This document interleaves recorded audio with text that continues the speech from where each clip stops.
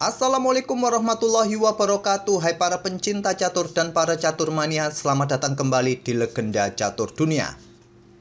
Selamat buat Grandmaster Hikaru Nakamura menjadi juara dunia Vice Random 2022 setelah mengalahkan Ian Nepomniachtchi di partai final dalam permainan Armageddon atau Sudden Death. Dan ini merupakan titel juara dunia pertama yang didapat oleh Hikaru Nakamura. Dia pernah hampir saja menjadi juara dunia Rapid ataupun Blitz kawan, tapi sayangnya dia kalah oleh lawan-lawannya di partai final. Dan memang tahun 2009 Hikaru Nakamura ini pernah menjuarai event level atas kawan, Vice Random, tapi saat itu bukanlah kejuaraan resmi, kejuaraan dunia. Tapi saat itu ya bisa dikatakan Hikaru Nakamura sudah pantas untuk menjadi juara dunia Vice Random. Tapi secara resmi tahun 2019, tahun 2022 FIDE secara resmi mengadakan kejuaraan dunia ini kawan. Dan inilah di tahun 2022 Hikaru Nakamura yang menjadi juaranya. Dan tentu saja game yang akan kita otak-atik ini adalah permainan Armageddon mereka berdua kawan. Dan saya mohon maaf agak terlambat menguploadnya. Tadi pagi ada kendala teknis kawan, recordernya tidak berfungsi dengan baik. Baru sore ini baru bisa menguploadnya.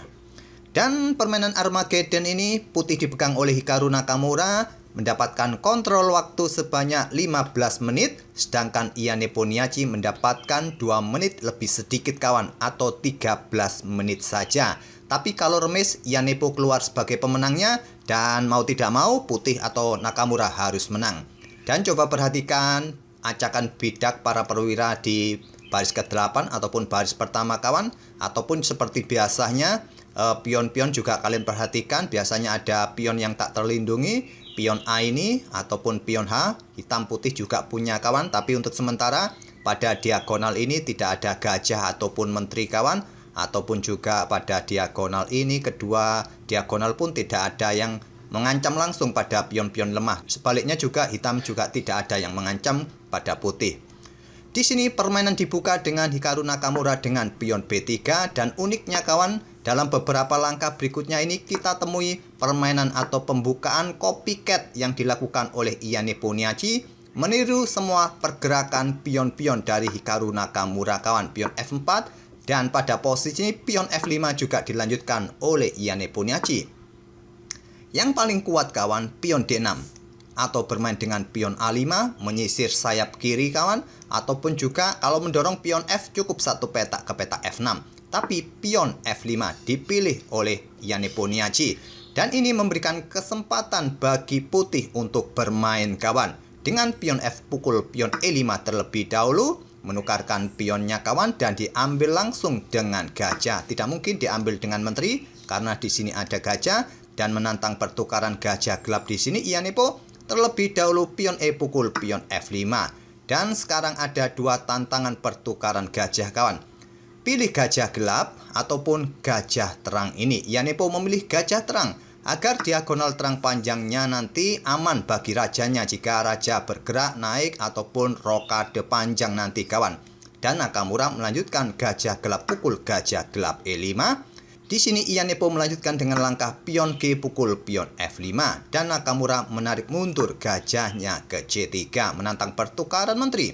Tantangan ditolak, pergerakan gajah juga ditiru oleh Ian Nepomniachtchi. Gajah terangnya mundur ke petak C6.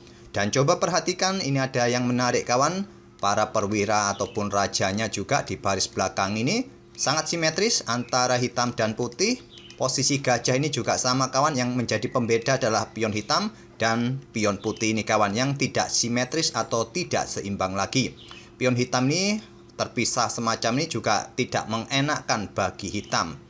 Permainan berlanjut, Nakamura tidak jadi menukarkan menterinya, melanjutkan pengembangan kuda E3. Menteri ke H5 pertahankan pion serang pion H2. Menteri F2 tetap memberikan tekanan juga melindungi pionnya. Kuda H6 pertahankan pion dan kuda E2 melanjutkan pengembangan. Kuda E6 lanjut Ian Nepo juga melanjutkan pengembangan kawan. Dan di sini benteng F1 tekan pion F5. Tidak dihiraukan oleh Ian Nepo bermain dengan raja B7. Ya, sembunyi mungkin di peta pojok kawan, ataupun juga benteng nanti segera keluar, benteng F8 siap dimainkan. Memang terlihat pion F5 ini bisa dipukul oleh kuda, tapi tidak kawan. Masalahnya benteng ini juga akan bisa digeser, posisi kuda terancam. Jadi pada posisi ini langkah terbaiknya adalah juga meniru langkah Raja Hitam kawan, bergerak ke petak B2. Tapi sayangnya Nakamura memilih dengan pion pusat, pion D4. Sangat logis dengan tujuan garbu kuda, garbu gajah di langkah berikutnya. Tapi langkah ini adalah langkah kesalahan. Dimanfaatkan oleh Iannepo dengan kuda G4, menantang pertukaran kuda ataupun ancam menteri. Sehingga nanti petak D5 ini tidak ada dukungan bagi pion untuk menggarbu kedua perwiranya. Dan di sini langkah terbaik bagi putih mundur ke petak G1 kawan. Memang terlihat nanti terjadi pertukaran kuda, ya bisa diambil balik oleh menteri. Kalaupun pion H ini tewas, juga benteng putih bisa mendapatkan pion yang ada di petak F5. Langkah terbaik menteri mundur ke petak G1. Tapi sayangnya Nakamura kembali membuat langkah kesalahan, malah ini lebih fatal kawan. Pada poin ini kawan, Nakamura bisa kehilangan satu perwira.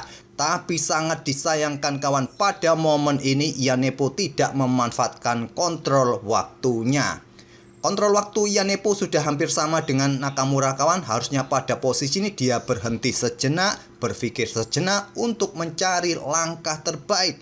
Bahkan selepas tangannya Nakamura ambil pion tadi, Iannepo mengikuti ambil menteri putih dengan menterinya, melakukan pertukaran menteri. Di sini kawan, untuk mendapatkan satu perwira putih, hitam bisa bermain dengan langkah menteri ke petak H6 untuk mengepin kuda kawan. Selanjutnya bisa sikat dengan kuda ataupun dengan menteri. Tentu di sini menteri paling logis ambil kuda G4, dan kalian tak perlu terburu-buru ambil kuda E3 ini karena gajah D2 dan putih akan baik-baik saja. Kalian terlebih dahulu bermain dengan benteng G8 serang menteri. Dan menteri tidak punya banyak peta untuk melangkah. Kalau Stockfish menyarankan kuda F4 membuat langkah pengorbanan menteri. Tapi kalau kalian melangkah menteri ke peta ini akan memberikan kesempatan bagi benteng satunya keluar. Kalau menantang pertukaran menteri di peta H4, barulah menteri ambil kuda E3 dengan tempo skak.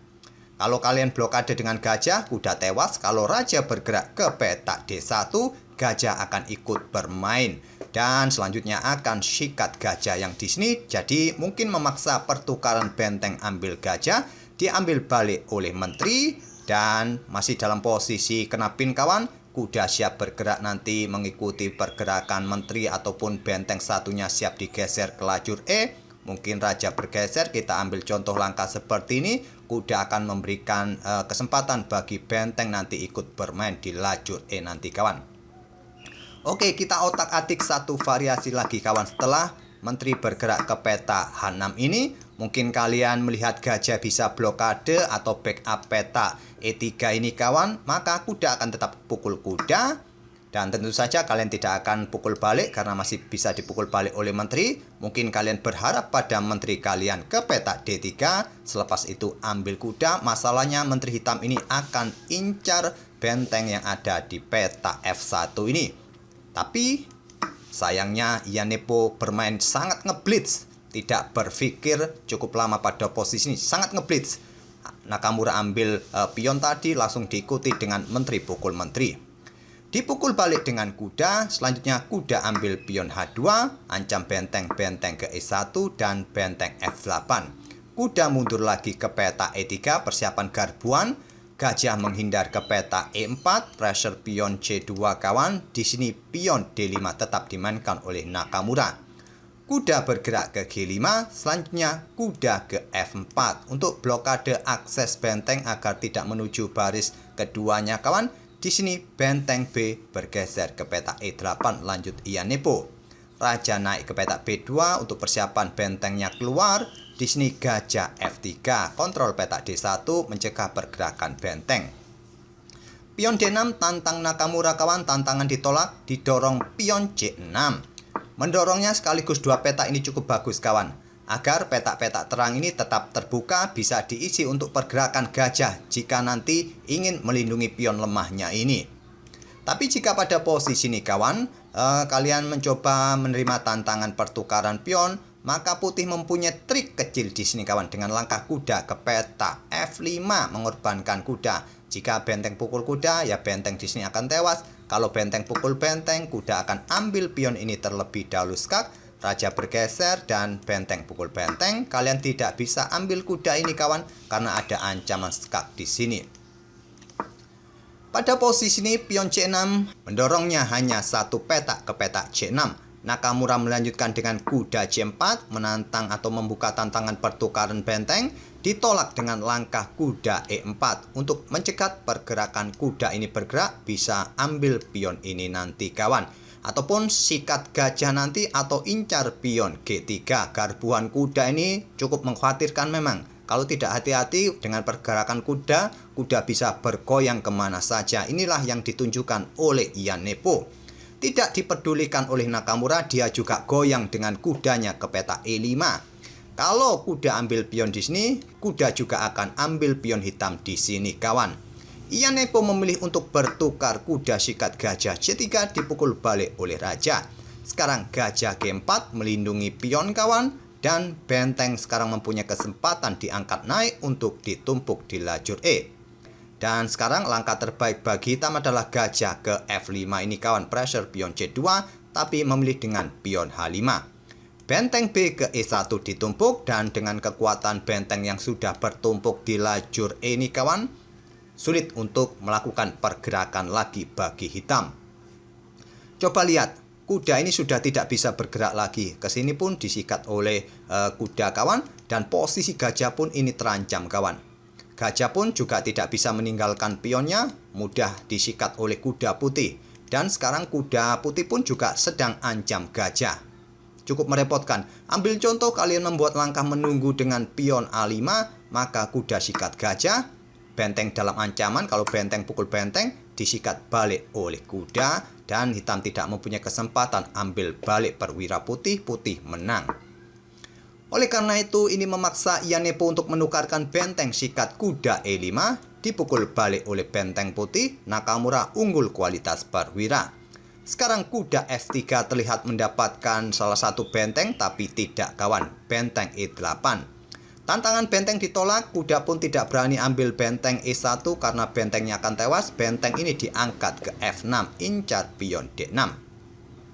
Selanjutnya benteng H1 dengan dukungan kuda siap ambil pion hitam. Benteng ambil pion D6, lanjut Ian Nepo. Tidak terburu-buru ambil pion ini kawan, benteng G8 terlebih dahulu. Kalau ambil pion ini langsung maka benteng hitam ini akan bergeser ke H6. Oleh karena itu pada posisi ini benteng G8 terlebih dahulu dimainkan oleh Nakamura.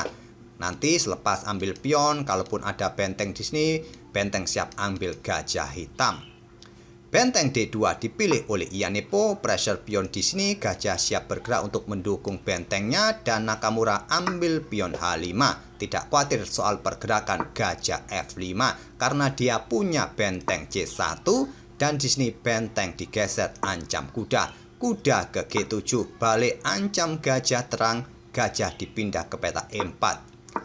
Peta yang bagus adalah peta H7 kawan. Kalian jangan khawatir soal pin-pinan karena masih ada kuda yang membackup benteng kalian. Tapi memilih peta E4 dimanfaatkan oleh Nakamura dengan langkah kuda E8. Persiapan ancaman skak garbuan kawan. Di sini benteng turun ke peta H6, perkuat peta D6-nya, dan selanjutnya benteng F8. Pion D5 lanjut Ian Nepo untuk perkuat posisi gajahnya. Sekarang benteng F6 tantang Nakamura. Ya, hitung-hitung kalau terjadi pertukaran benteng, Nakamura masih mempunyai benteng yang cukup kuat untuk menghadapi perwira minor semacam gajah ataupun kuda kawan. Dan tentu saja ditolak. Tapi ini akan memberikan kesempatan bagi kuda melakukan skak untuk garbu gajah ini. Benteng memilih ke peta H3, Nakamura melangkah dengan kuda D6 skak. Raja bergeser, kuda sikat gajah. Dan kekuatan di diagonal terang sekarang sudah hilang kawan. Diambil balik oleh pion D. Benteng bergeser ke peta G6, lanjut Nakamura melindungi pion benteng H2. Benteng ke E6 incar pion yang di sini di backup oleh benteng E2, lanjut Ian Nepo. Sekarang lajur H ditinggal oleh benteng hitam bergeser kawan, diisi Nakamura dengan bentengnya di H1. Dia tidak khawatir lagi soal pion C2-nya karena sudah tidak ada gajah terang hitam. Pion B5 sekarang dimainkan oleh Yanepo untuk memberikan ruang bagi raja karena terlihat benteng siap bergerak untuk mengiring raja di baris belakang skakmat. Terlebih dahulu pion A3 lanjut Nakamura dan benteng E3 skak. Raja mundur ke B2. Kenapa tidak naik saja kawan? Kalau naik ini juga rentan kawan. Akan memberikan permainan yang level, tapi kalau tidak hati-hati, Raja Putih pun juga rentan kena skakmat. Oleh karena itu, Raja memilih bergerak mundur ke petak B2. Pilihan terbaik, kuda ke D4. Incar pion, mungkin benteng turun di sini kawan. Terlebih dahulu benteng A7 skak. Raja ke B6 dan benteng E7 ditumpuk di baris ke-7, siap memberikan ancaman skak. Didahului mungkin pion B4 nanti, kontrol petak-petak gelap ini dan hantam pion yang di sini diikuti benteng satunya skakmat. Terlebih dahulu Raja Hitam lari ke petak C5.